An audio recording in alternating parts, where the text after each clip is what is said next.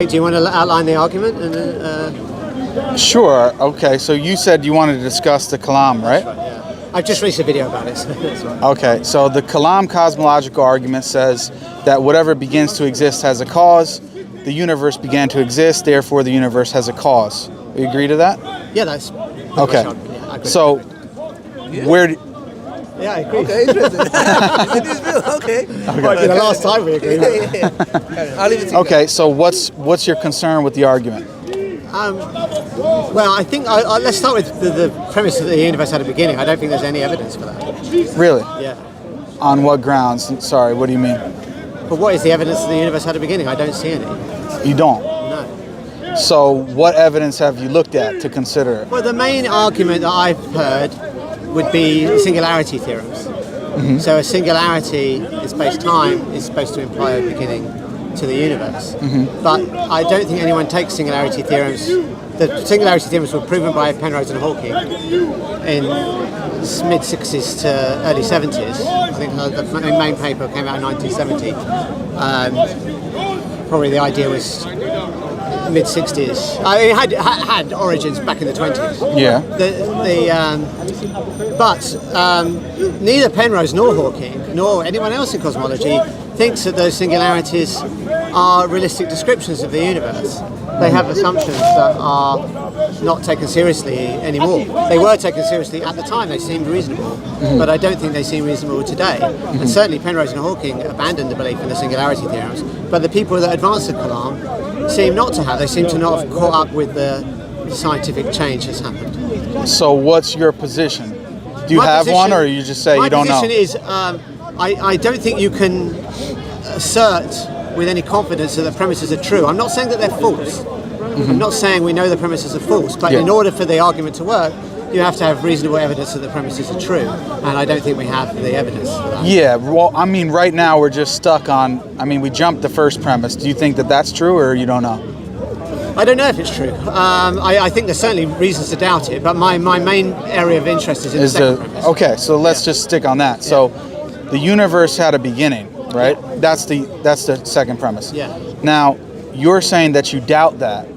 I don't think there's any convincing evidence that it's true, and therefore the argument can't reach its conclusion with any confidence, and therefore it's not a good argument. Right, but what I'm asking is, do you think that it's false, or are you just agnostic on it? Yeah, I'm agnostic. Okay, so you don't have a theory that you hold to that's opposed to the singularity theories. There's nothing that you really think is true in that regard. Correct. Yeah. Okay, why is that? Well, the singularity theorems that are supposedly proved. So people should understand that there's a lot of evidence that there was a Big Bang event, and I'm not disputing that for a second. Okay. Right? The universe was in a very hot, dense state. Mm-hmm. And back in the 1960s, when William Lane Craig, who sort of popularised the Kalam cosmological argument, he brought out his book in 1979. And in 1979, it was the view that the Big Bang should be coupled with these singularity theorems proven by Penrose and Hawking. Yeah. And therefore space-time comes to an end at the singularity, and therefore the universe has a beginning. Mm-hmm. The problem is that in 1979, ironically the very year that Craig came out with his book, Alan Guth came up with inflationary cosmology, and that violates one of the conditions of the singularity theorem, and no one realised that one of those conditions would be violated. So therefore the joining of there was a Big Bang to there was a beginning to the universe, it was an illegitimate join, as it were. But more importantly, most cosmologists today, even if you say, okay, well that doesn't matter, we can get around that. There are other assumptions in the singularity theorems. So, for example, it assumes that the torsion of the universe is zero, but that doesn't have to be true. And in fact, there are theorems in physics that say it's not true. But most important, and it assumes there's no closed time-like curves. Maybe that's true, but we don't know it to be true. It assumes that you're dealing with what's called a Lorentzian space-time. So Lorentzian space-time in plain English means there's 3 space dimensions, 1 time dimension, and there's matter in the universe. But that doesn't have to be true. But most importantly, I think the biggest one is that it assumes general relativity, which is our best description of gravity, is valid all the way to the very high energy densities that you would get at the Big Bang. Yeah. And I think almost nobody thinks that that's correct, because our theory of general relativity, which is our theory of large-scale structure of space-time, is in conflict with our theories of the smaller scale structures in the universe, quantum mechanics. And what almost everyone in physics thinks is the case is that we have to combine general relativity with quantum mechanics.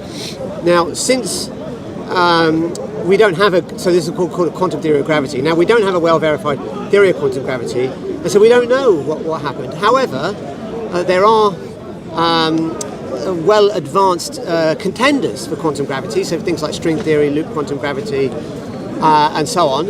And they seem to say there was no singularity and that the universe existed before the Big Bang. Now, I'm not saying that's definitely right, we don't know yet, but they seem to be our best contenders at the moment. So our best contenders are that the Big Bang was not the beginning, but I'm not saying that's something we know to be true. It's just the best ideas we have at the moment. Yeah, maybe I wasn't clear. Okay. So my question is not why you don't believe in the singularity theories. Okay. Why don't you believe in any other theory? Well, because in order to understand what happened at the Big Bang, and whether there was a beginning or not a beginning, right, so the Kalam argument asserts there was a beginning to the universe, and it backed that with evidence of the Big Bang. But that evidence now doesn't support a beginning to the universe. So if you want to tell me there was a beginning to the universe, if you believe the Kalam argument is a valid argument, you have to then present some evidence there was a beginning. Yeah, no, I get all any. that. And if a theory says there was a beginning, it should make predictions for things that we could observe, at least scientifically. So I don't see any predictions for a beginning that has been confirmed by any observations. Okay, again, I'm asking why you disagree with the other theories, and you keep going back. Which other theories? Sorry, which other theories? The other theories that you mentioned, from Alan Guth, all the other different theories. So I'm not saying. So I think so. Inflationary cosmology from Alan Guth, I think has some evidence for it. I think it's a powerful idea. So I think it's a good contender for what happened, but it doesn't tell us that the universe had a beginning. So whether I agree with inflation or disagree with inflation, it doesn't really matter, because even if inflation happened, it wouldn't tell us that the universe had a beginning or not. Just for people who are a bit slow like myself, Yeah. what is Alan Guth's, what was the theory? So inflation is a theory that says the universe expanded exponentially. So we're talking about a doubling time of something like every 10 to the minus 37 seconds. So the universe doubled in size every 10 to the 10 trillionth of a trillionth of a trillionth of a second, something like that. I got that right.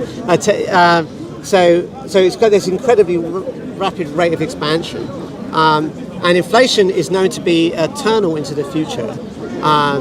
So it seemed to make an infinite number of universes. Yeah. But I don't think whether inflation happened or not, and it did make some predictions that have been confirmed by experiments. So it seemed to predict a flat universe, although there's disputes about that. But I think the consensus is it predicted a flat universe, and we do observe a flat universe. So there is, therefore, I think, some evidence for inflation. But there are other ways to get a flat universe. So I wouldn't stick my head out and say inflation is definitely true. So you're just saying we don't have enough information in general? Correct. Okay. Correct. So Yes. you're not persuaded by the scientific evidence? No. But do you think Are you? there's... I mean, out of interest, are you? Yeah, I am. Why? But hold on a second. So Sure. do you think that there's any other evidence for the second premise? For the second premise? Yeah. There have been other... Yeah, there's been two other pieces of evidence. So Such the as other what? is the second law of thermodynamics. And what else? And the other is the argument against the reality of infinity. So I Okay. think both of these are bogus arguments. Okay, so what do you have a problem with the actual infinite argument? What's your problem with Craig that? has presented it, and he said, like, to quote him in his debate with Christopher Hitchens, he said mathematicians recognise that the existence of an absolute infinity leads to self-contradictions. And the example he gave is that if you subtract infinity minus 3 and you subtract infinity minus 4, you get the same answer. Yeah. And therefore, infinity is contradictory. That was his argument that he gave. Now, that is just a bogus argument. And just to let you know, I've made a new film. It's on my channel, Skydive Phil. And we have a lot of the world's leading philosophers of mathematics discussing this argument, including Adrian Moore, who is the editor of Mind, which I'm sure you know is probably the leading philosophy journal in the world, was co-editor of Mind. Okay, and he also is actually, he's basically saying this is nonsense. And we also have Daniel Isaacson, who is one of the world's leading logicians. He's a professor of the philosophy of mathematics at Oxford. And we go into these these arguments. So we have various other philosophers involved. Alex Malpass, who's published some very brilliant papers in Mind and other journals. Yeah, I recently had a discussion with him, actually. Okay, right. Have you seen it? So I haven't seen that particular discussion, no. But basically, infinity subtraction from infinity is not well defined. But that doesn't mean that infinity is contradictory. And I wouldn't say no one, but virtually no one in mathematics thinks that leads to a contradiction. It just means it's not got a well-defined answer. And it's obvious that it shouldn't have a well-defined answer, and there's a reason for that. Because when you think about normal numbers, let's take 100, right? If I ask what's the whole number before 100, you can say, well, it's 99, right? There's a one lower than 100, okay? Yeah. But there can't be one lower than... So if I ask 100 minus 1, there's a very obvious answer, 99, right? Yeah. But if I ask what's 1 minus infinity, infinity is not a number like 100 is. It's something that, by definition, is endless. So it doesn't have a 1 less than, right? You can't ask what's 1 less. You can ask what's 1 less than 100, 99. But there's not 1 less than infinity, because infinity, by definition, is something that is endless. A natural number. Right, so similarly, now division by zero also doesn't have a well-defined answer. It doesn't follow from that zero is a contradictory concept. It just means that particular operation doesn't have a well-defined answer. But that doesn't mean that infinity is incoherent or contradictory. Yeah, so do you think that you can reach infinity by successive addition? You can't add up a bunch of finite numbers and then get an infinite number. I agree with that. But if I had an infinite number of times, what is the... Infinite number of what, sorry? It's an infinite amount of time. So in a finite number of steps, you can't go to the infinite. If I add up 2 plus 2 plus 2, and I keep going... You'll never reach infinity. I'm not going to just stop and get to infinity. But that doesn't contradict infinity, because infinity is saying there is no stopping point. That's what infinity means. It's no endless. Stopping point for what, sorry? For anything, right? It's endless. Infinity means endless. That's what infinity means. Is it going in both directions or just one? Well, you can define an infinity in both ways. You could define a line as having a start and going off one direction, or you could define it in both. You could define a part. You could have a universe that has a beginning that is infinite into the future, and you could have a universe that is infinite into the future and to the past. Yeah, but I'm saying the point we're at now, this moment right now, if we go from here back into the past, do you believe that an infinite amount of time has progressed or passed? I'm not claiming the universe is past infinite. I'm saying we don't know. But what I am saying is there's no reason for. But if it were past infinite, then that would be true, wouldn't it? No, it wouldn't, because you're assuming that there's a beginning that's infinitely far away. But the hypothesis I didn't say there was a beginning. I never said there was a beginning. I said that an infinite amount of time would have already passed, an infinite amount of moments. There would be an infinite number of moments, yes, I agree with that, yes. Okay, yes. So if we go from this point backwards, right? Yes. We won't get to a beginning, yes. We won't get to a beginning. If the past is infinite, yes. Correct. But at each moment in the past, if we were to label those moments, how would you do it in a non-arbitrary fashion? I'm not sure. Well, in relativity, you can't. There's no definite now in relativity, so you can't. There's no unique now. Craig, who defends this argument, has had to modify relativity with something called a neo-Lorentzian interpretation of relativity. But I think, unless you do that, unless you abandon basically standard physics, there is no now that the universe has to get to. There just is no well-defined notion of now. So you reject the A theory of time? Yeah, I mean, I think the most reasonable interpretation of relativity is to say it's standard relativity.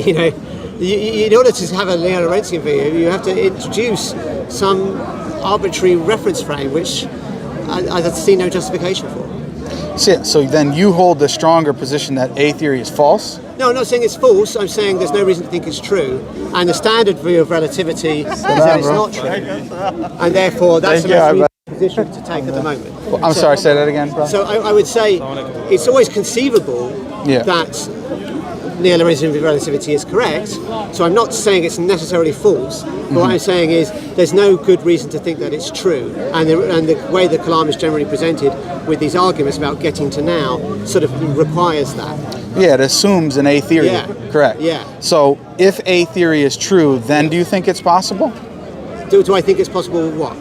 For there to have been an infinite amount of moments. If the A theory is well, yeah, I think there could be an infinite number of moments. Okay. But I think in order to try and make the argument that Craig makes, it's a necessary requirement, or maybe necessary is too strong. Certainly the way he construes it, he relies on it.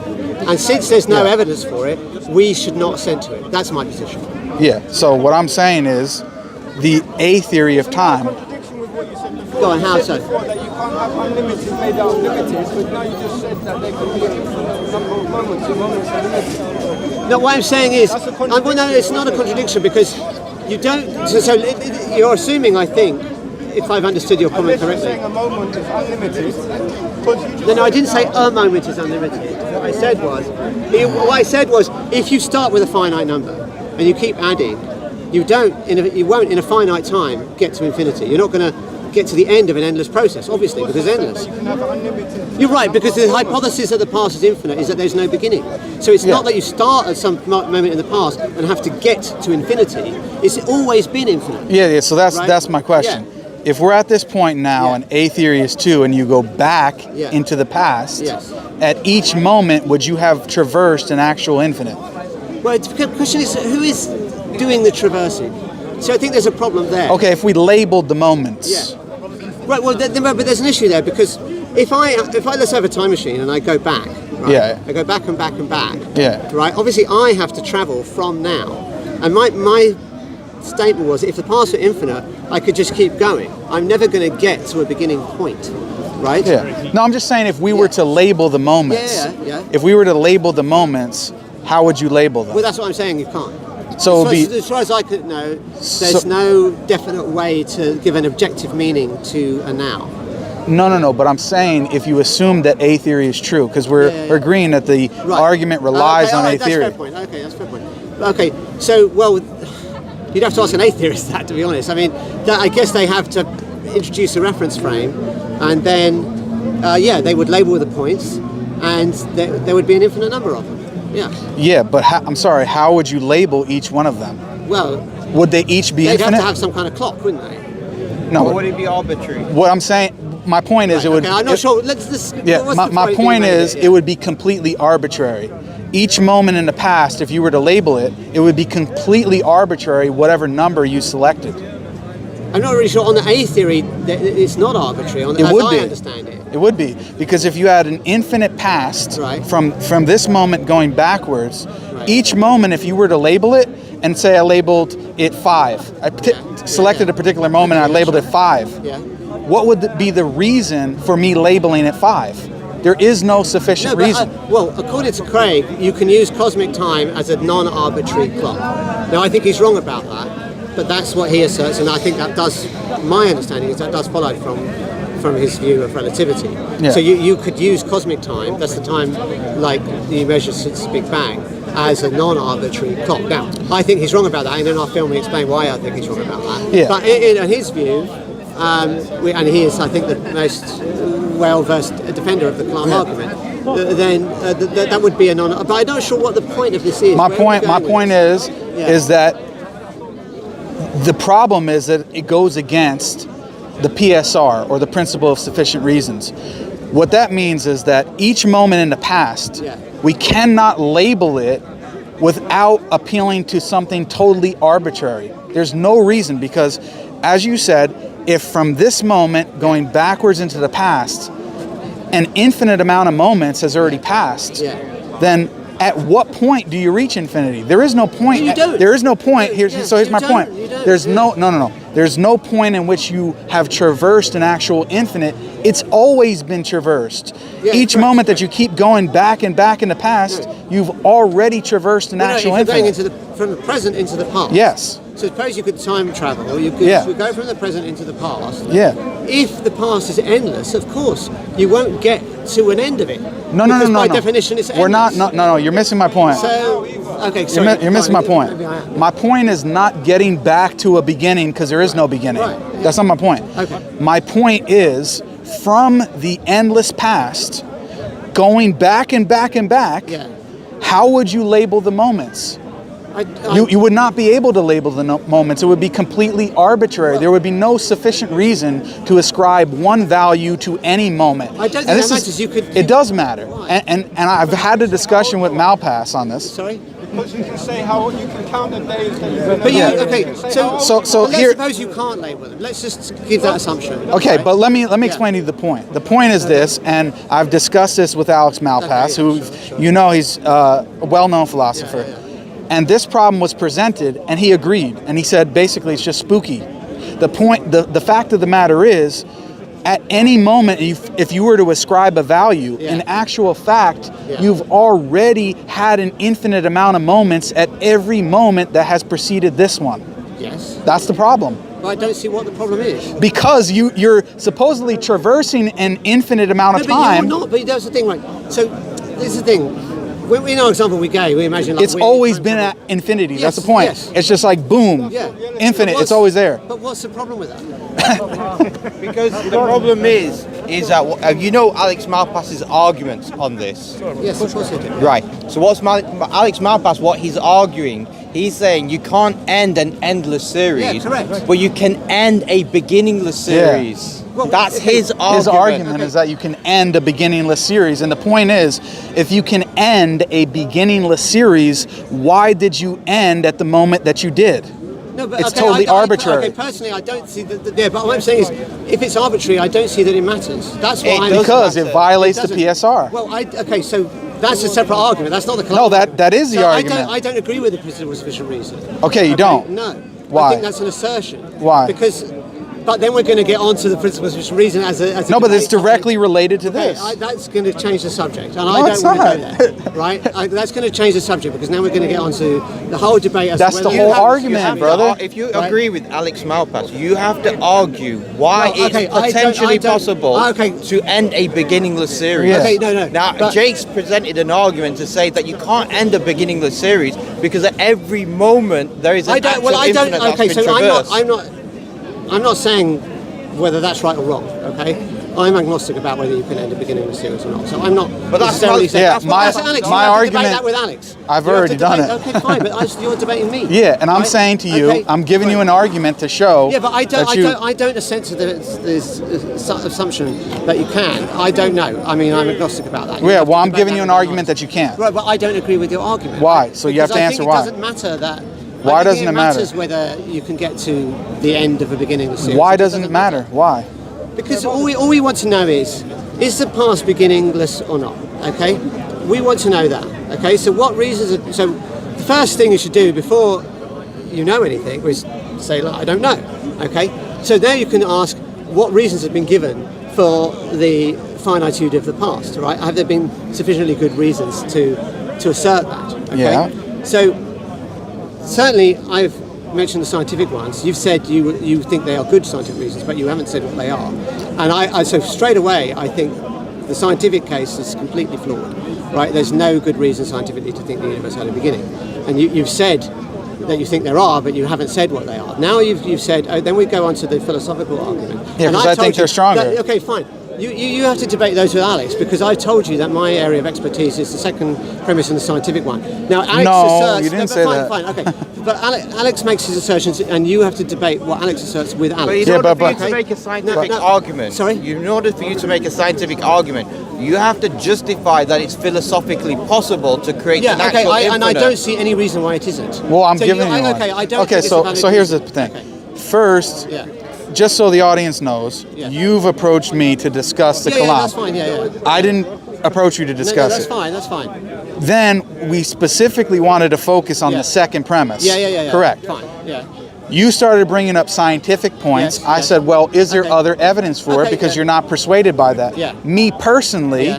I argue it primarily on philosophical Okay, grounds that's fine, that's because fine. I think they're stronger Okay. than the All right, fine, scientific fine. ones. So basically Now, if you don't like okay. that, that's fine. No, but it's fine. I mean, It's fine. I'm happy to discuss the philosophy, but you can't just say, "Well, Alex Malpass said that, and therefore I should." no, say but to- I'm giving a reference for the Okay, argument that's because fine. you mentioned Malpass first. That's fine, I didn't that's know fine. you were going to mention No, him. that's fine. I mean, I'm just saying he was in a video. And I I know. did ask you, did you agree with Malpass? And you I said didn't yes. say I didn't say I agree with him on the state that the. You understood no. his argument. No, and no, that's why I said his I'm argument saying- is this: You see the way he beginningless. humiliated Malpass? Sorry. You see the way he humiliated Malpass? That's your assertion. That's your assertion. No, He hasn't I seen don't the agree. video. I He don't hasn't seen agree it. with the principle of sufficient reason. I think the reason I don't agree with it. I mean, I guess you want to take that conversation there, and I think that's changing the subject. But ultimately, principle of sufficient reason is just an assertion, right? There could be brute facts in the universe, and there's no reason to think that there can't be. So I just don't agree with the principle of sufficient reason. If your argument, that line of argument that you're using, needs a principle of sufficient reason, I just deny it. So what's your theory then? If you reject the PSR, what's your theory? Because there might be. I'm not saying there are brute facts, but you can't rule out brute facts, and therefore the principle of sufficient reason is not a good argument. Do you have an alternative? The alternative would be brute facts. So that you have things that are contingent that have no explanation. Yes. No explanation whatsoever. Well, there are. Yeah, that's what a brute fact is. That you get to you basically, just like I ask, what are you made of? You're made out of proteins. What are the proteins made out of? Made out of atoms. What are the atoms made of? They're made of blah blah blah. Particle, neutrons and protons. What are the neutrons and protons made of? Made of quarks. And you could just say, well, everything has to be made out of something. But actually, it turns out maybe not. Maybe there's a stopping point.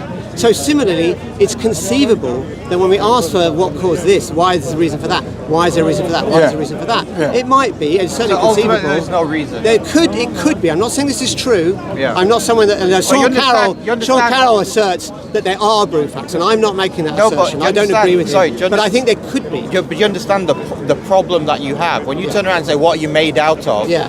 Ultimately, you're saying there is no explanation as to what you're made out of. No. That's not what I said. What I said That's was, the implication of what you're saying. Okay, hang on. So what I said, I'm trying to give you an analogy of what you're made of. And generally, when I ask what you're made of this, it's made of that, it's made of that.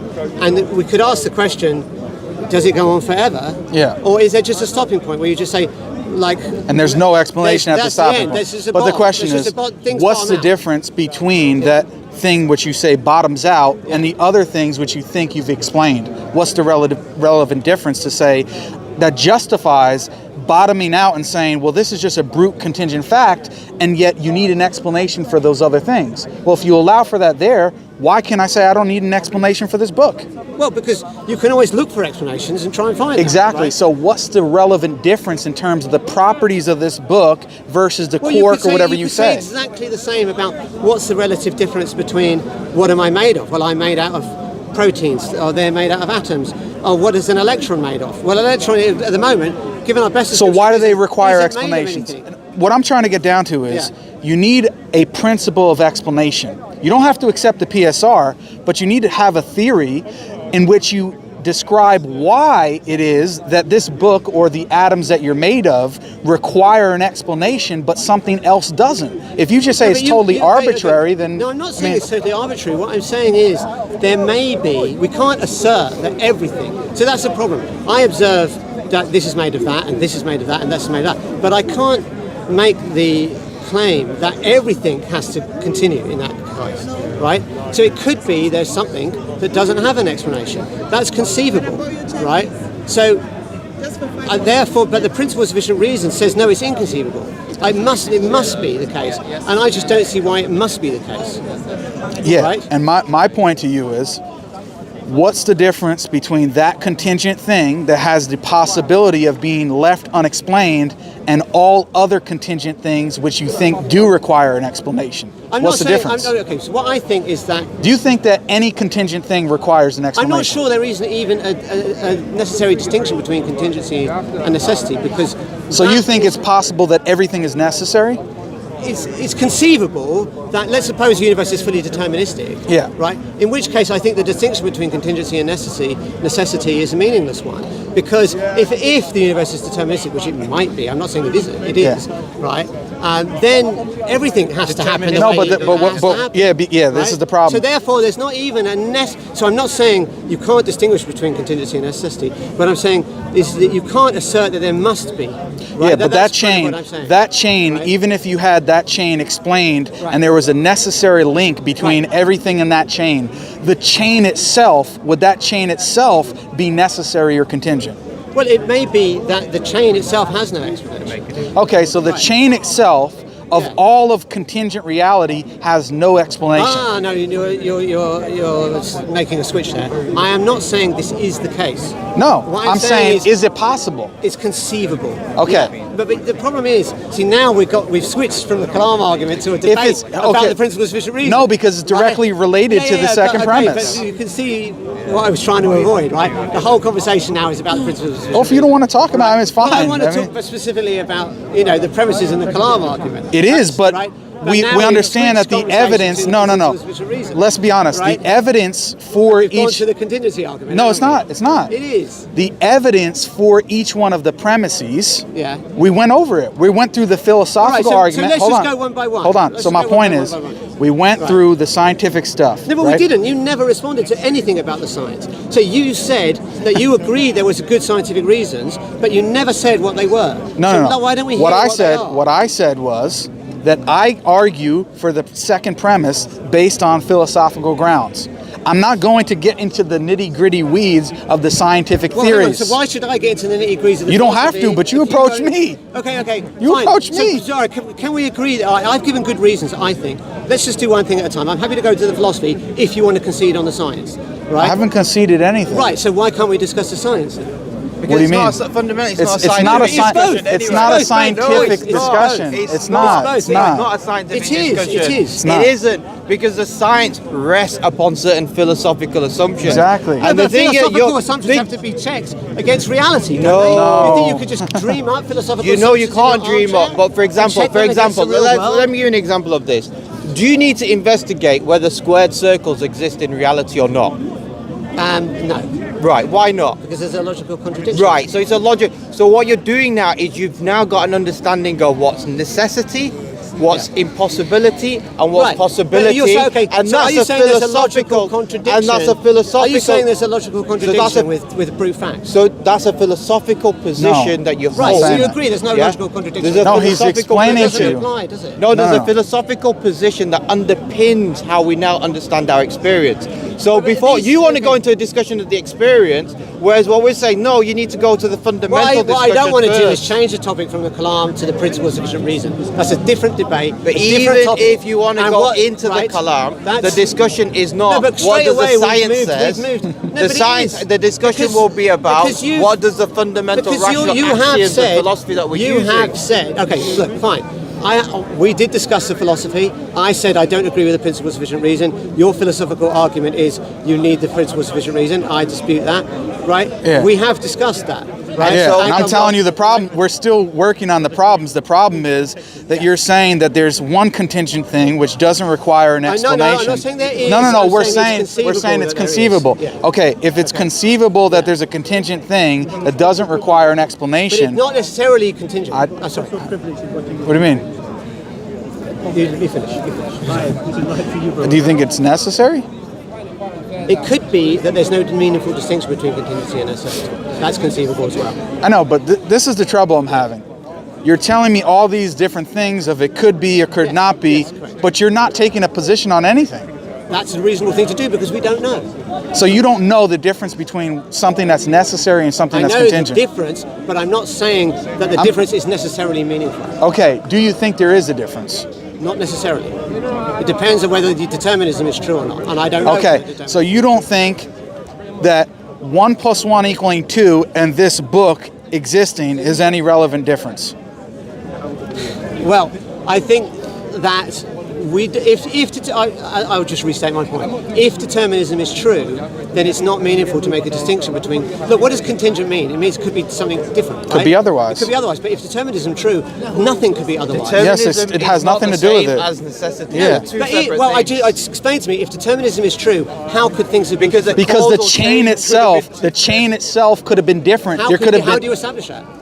Oh my God. Because then that comes down to discussion how you understand contingency. Yeah. What's your theory of contingency? Exactly, because you talked before. You've used several times throughout this conversation conceivability. Yeah. Correct? Yeah. Can we conceive of a different chain other than the one that exists? Yeah, we can conceive it, but that doesn't mean it actually could exist. Okay, but then could- why have you been appealing to conceivability for the possibility thereof this entire conversation? Because look, I can conceive of all kinds of things, but it doesn't mean that the fact that I can conceive Then them why do you means they keep have saying, any reality but to it. this entire conversation you've been appealing to conceivability. Because you have to say, yeah, I can conceive of something, right? Does that mean it's possible? Not necessarily. You have to. Does it we mean can it's debate. logically We can possible? debate. We can. No, the fact. Okay, the fact that you can conceive of something, right, means we can have a discussion about it, right? It doesn't mean that it necessarily follows from conceivability I'm not to saying reality. I'm not saying it right? necessarily follows. I'm saying whether or not it's possible. Well, again, when we What's say your possibility- theory when you're saying whether or not something is possible? But statements about possibility depend on other statements, don't they? Exactly. So Right. what's your modal theory? So if I'm not saying I know whether the universe has this distinction or not. It may do, it may not do, right? But what I'm saying is what you distinction, can't sorry? assert between, let's say, contingency and necessity. So the universe could be necessary. It's certainly conceivable. Why not? Why couldn't the because universe be the fact necessary? that you say it could be conceivable by Right. that word Yeah. renders it contingent. No, well, Where's Ahmed okay. now? Tell me why the universe couldn't be necessary. Because 'Cause you're Josh just is here, I wanna speaking speak to your him. words. Yeah. If we understand contingency, But we're not gonna if we understand contingency I know, but- is that which could be I know, but I got all otherwise. this Yeah. on me. Are we saying the universe Yeah, but could okay. be necessary, could not be necessary? Yeah. Then by definition, What's it that? could be otherwise. No, I disagree. I disagree. No, I disagree. Because, okay, let's put it this way. I could conceive of the fact that when I leave here, I'm going to teleport to Sydney. Yeah. Right? I could conceive of that. But it turns out in reality, that can't happen. Yeah. Okay? So No, the no, fact don't give that it I to could me, man. conceive Don't of give it, it to me. the fact, so what I'm saying is there is a distinction. There are laws of physics What's that? that decide, and there's a reality about the world that decides what can and can't happen. Yeah, but none now of that- that none is of that not the is talking same about as contingency and but that's what I'm necessity. saying. That's not the same as that I can imagine it happening. Yeah, but Right? that's not contingent But the problem necessary. is we don't know necessarily what the laws are. No, that's right? not the